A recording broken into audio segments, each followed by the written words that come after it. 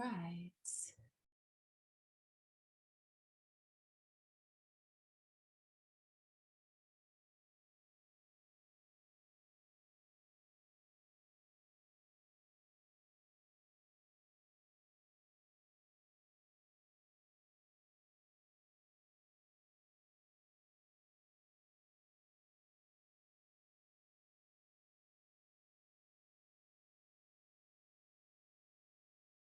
I think I'm live. Woo-hoo. Shakti Creatrix activation. I'm so excited about this. Just checking to see if anyone is here. When you arrive, please let me know that you're here. And you can do that with a comment. Just comment and say, hi, Neve, or whatever works for you. I think I have sound. Let me know that I have sound when you come in. Yay! Becky's here. Hi, welcome. I'm so excited. I'm going to share some stories that I don't know if I've shared during this activation. So I'm pretty stoked about that. If you're watching this later, please do hashtag replay, and then you can comment with your thoughts, questions, and also any of the things that I'm asking you to comment on during the live. Sweet. You can hear me. Awesome. Thank you for letting me know. Appreciate that. Awesome. So let's get into it. And hopefully a few other friends will join us. So when I knew I wanted to help women master their divine feminine energy and amplify their relationships and increase their love and increase their joy, vitality, like the health piece as well, boundaries, self-worth, and expand spiritually while staying grounded in ancient holistic practices, there was no coaches really teaching me how to do that. Even the first program that I signed up for to become a coach, I knew that it wasn't teaching me to teach what my heart really wanted, because I couldn't find that anywhere. I was really looking for divine feminine leadership in business, because I'm very heart-centered and business is kind of weird. And I really wanted a divine feminine mentor who could guide me to lovingly share from my heart and help others without any of that low vibrational business BS. So I have that now, which is great. And I'm also like the problem that I see with a lot of exclusively spiritual programs is that they're not grounded. So they have all this expansive energy, lots of ether, lots of space, air element, and not enough of like daily rhythms and earth, which makes it hard to support someone when they're healing past trauma or integrating shadow or doing some of this deeper healing work that we need to do to expand. There's a limit. So that's one of the problems that I see. And my desire for this epic feminine spiritual journey that included soul rememberings and priestess and medicine woman tactics from ancient times, like that desire, that's my program, right? The Divine Feminine Initiation. So it's my honor to guide women into their divine feminine power, to raise their frequency, release whatever's stopping them to rise up, activate Shakti power, manifest abundance and sacred unity in relationships. So that is definitely my honor. And we're beginning with this initiation next week. So if you would like to chat with me about that, you can click the link above. But I'm so excited. It's going to be such a juicy, lush, epic journey. All of the things in a really non-overwhelming way. Okay, so Shakti activation. I'm excited. When I look back at the things I've manifested, there's this theme of what I really wanted. And so I'd love you to take a moment now just to get clear on what you're desiring. What do you want? Do you want juicier relationships? Do you want to release stuff from the past?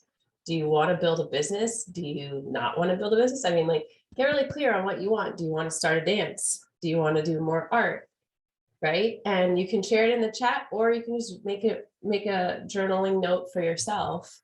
But that, getting really clear on your desire and what you want, is something that when I look back at all the different things that I manifested, it's because I was really clear on my desires. So I wanted to share one story, which I'm not sure how many of you know this story, so it's going to be fun to share. But I started partner dancing in Washington, D.C. at 18 years old. And so I would go to the dances, and all the international and national Lindy Hop champions were in DC. Well, not all, but a lot of them were in Washington, DC at the time, dancing and competing. And it was a very like hyper competitive dance scene, especially to be in as a young 18-year-old who didn't really have that much experience, right? They were all mostly in college or right after college, you know, so still like younger 20s. And they were champions, and they were very serious about dancing. And so I had a belief that I was not a good dancer. And I danced with them for years, all through college.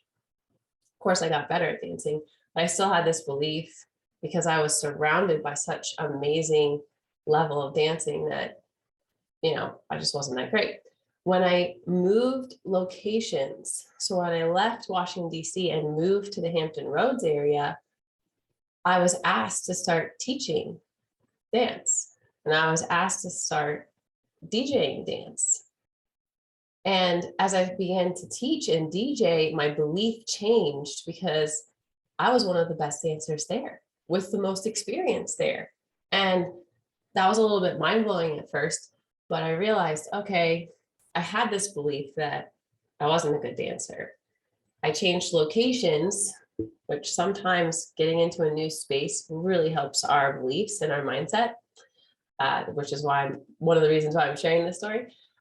So changing that location, being in a different environment, and then being asked to teach and DJ and having fun at it was amazing. And what I desired was a blues dance, and there was no blues dance. So I gathered other people who believed in me and also wanted a blues dance. And I created my own blues dance. And I ran that for 7 years, teaching lessons, DJing every Monday, except, you know, when I was out of town, almost every Monday. So I manifested my favorite dance. And it really started, when I look back on that story, with me changing my belief and changing the location. Yeah, just checking the comments. Okay. So if you think about some time where when you changed locations, like how some of your beliefs about yourself might have shifted.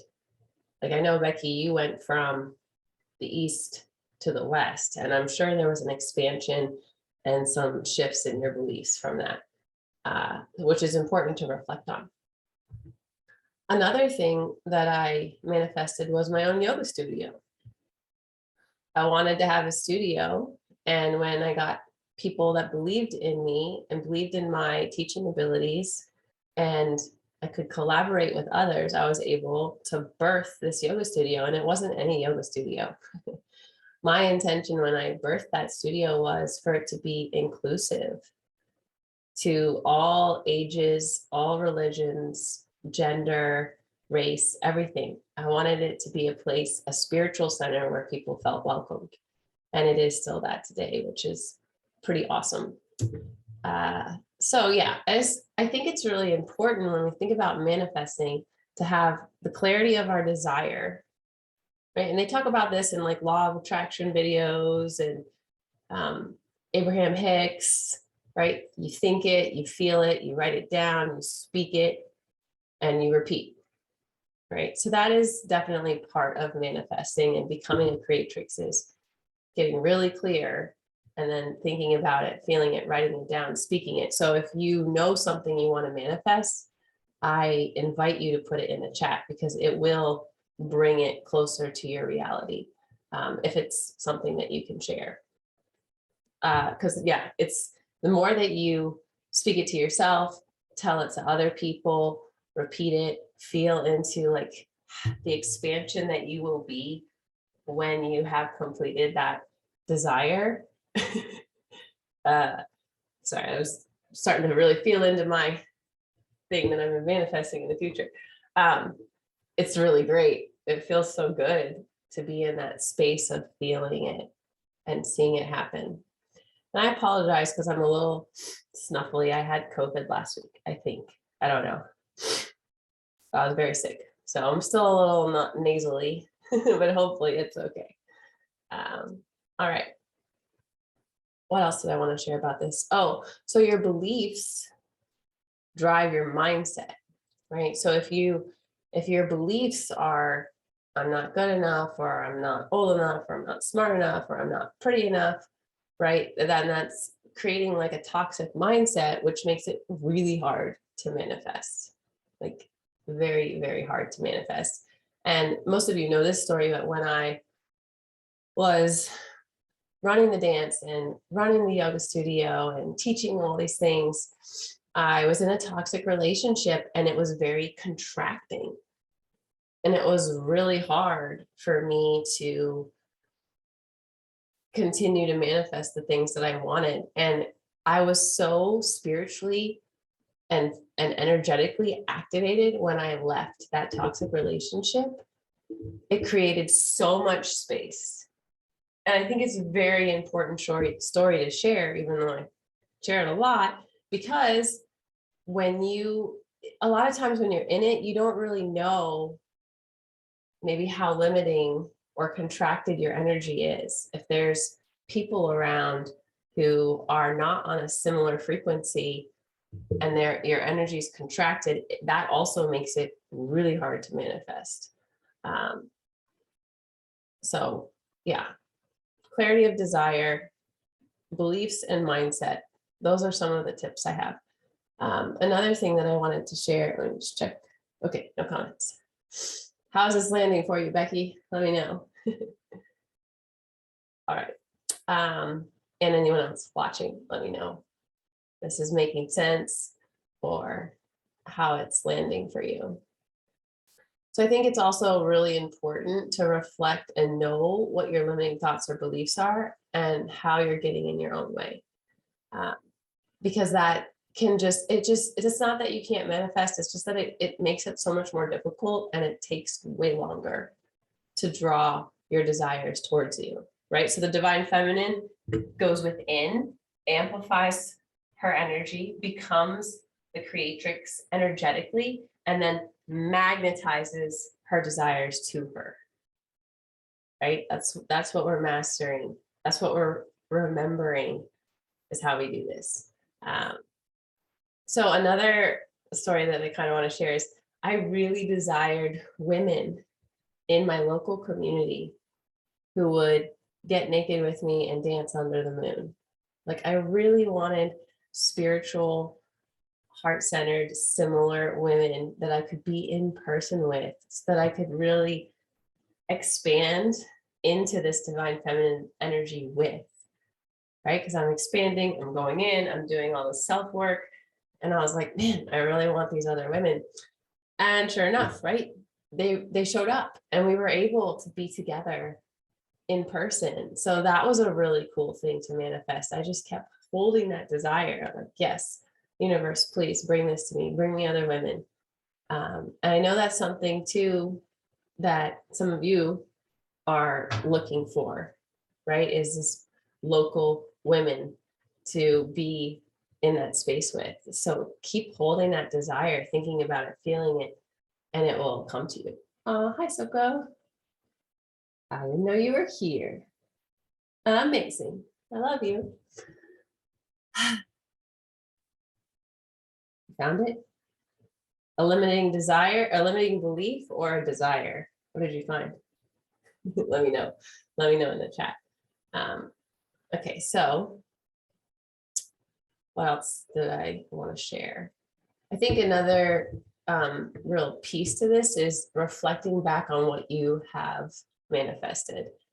Like when I was preparing to share with you all about manifestation, and abundance, I reflected back on the Waldorf school. Like for parenting, one of my goals, one of the things that I was manifesting was that he could go to a Waldorf school for several different reasons.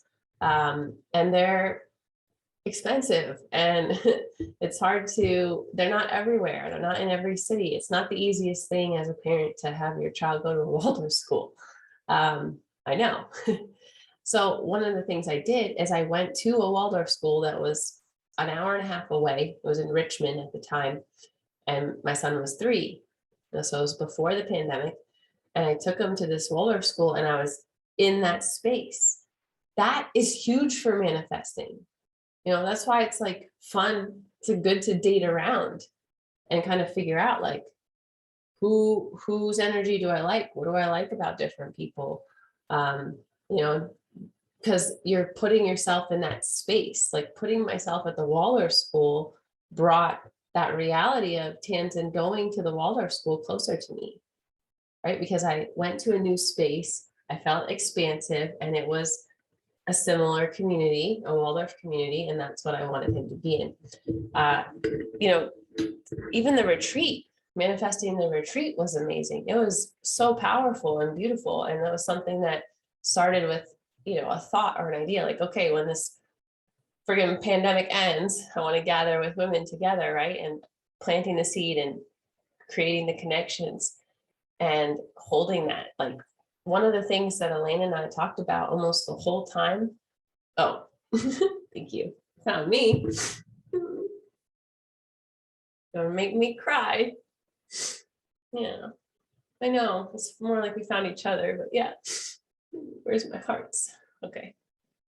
But yeah, it's really important to move into a new space. And that is one of the reasons why retreats are so expansive, because you leave your environment and you step into who you want to become next, right? And especially if you're supported that way on a retreat. So for us, it was divine feminine energy and living Ayurveda, right? And so we all took back from that. We were all activated in divine feminine energy, and we all were activated in different Ayurvedic practices. So very cool. Any other stories that I really have to share? I don't think so. One of the things I like to do, and I share this often, is sticky notes. So not only do I have like,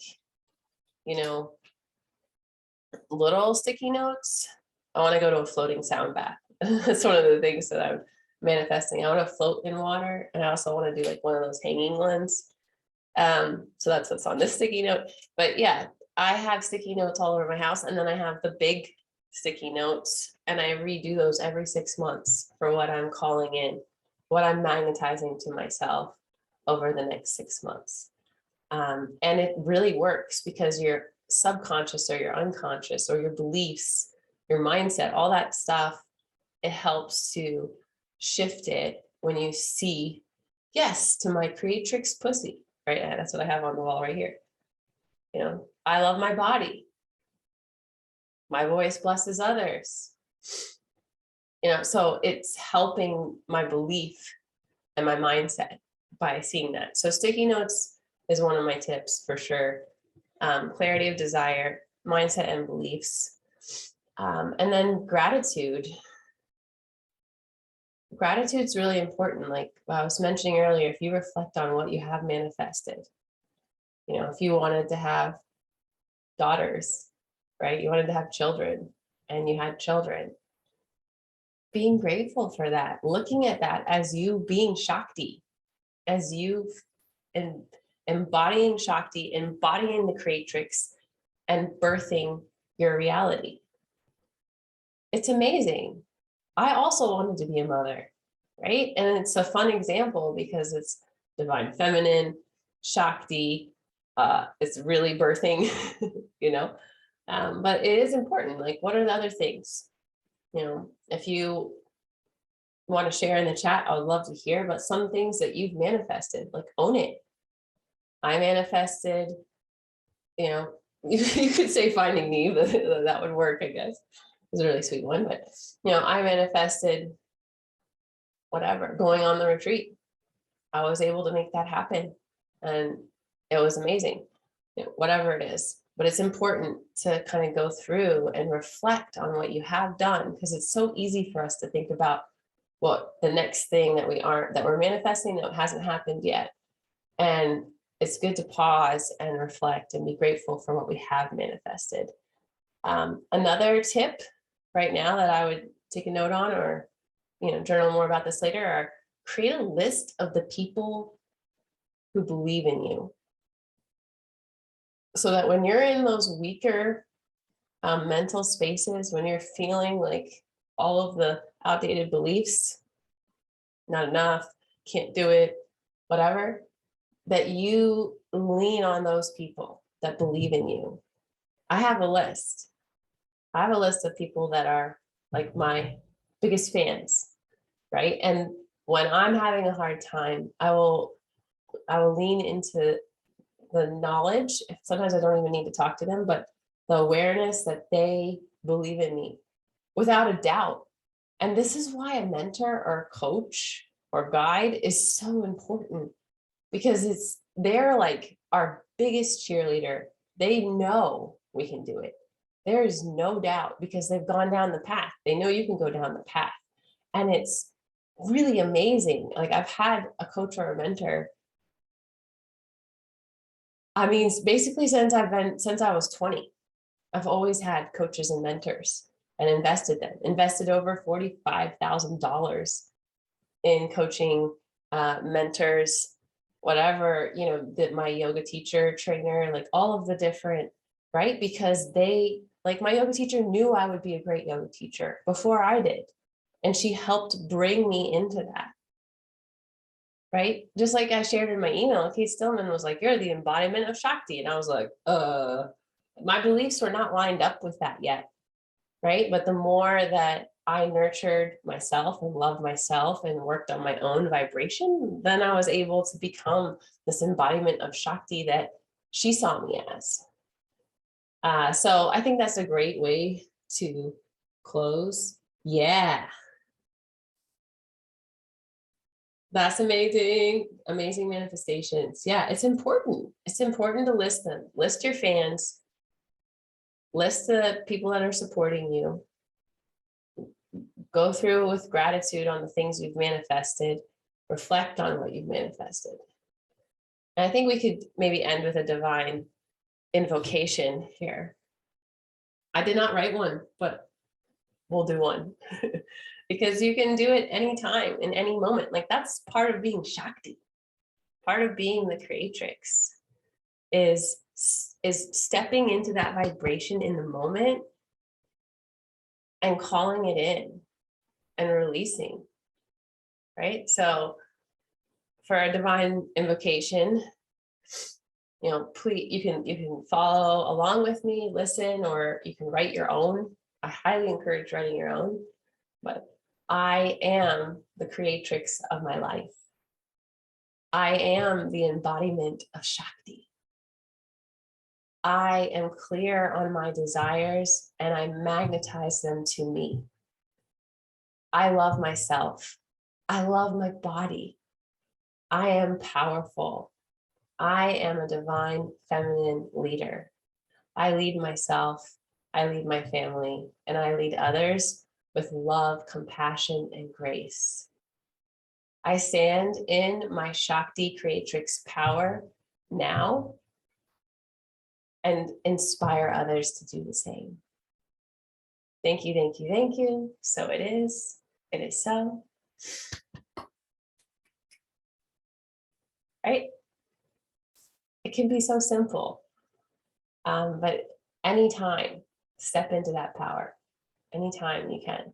And, this is, like I said, this is why it's so great to have people in your life that inspire you to do that, to step into your power, to make your dreams a reality, to call in the divine masculine, if that's what you're calling in. Like, I'm calling in this divine masculine person. Like, I didn't even go into my relationships, but oh man, have I manifested amazing divine masculine men in my life. I mean, we could start with my partner. I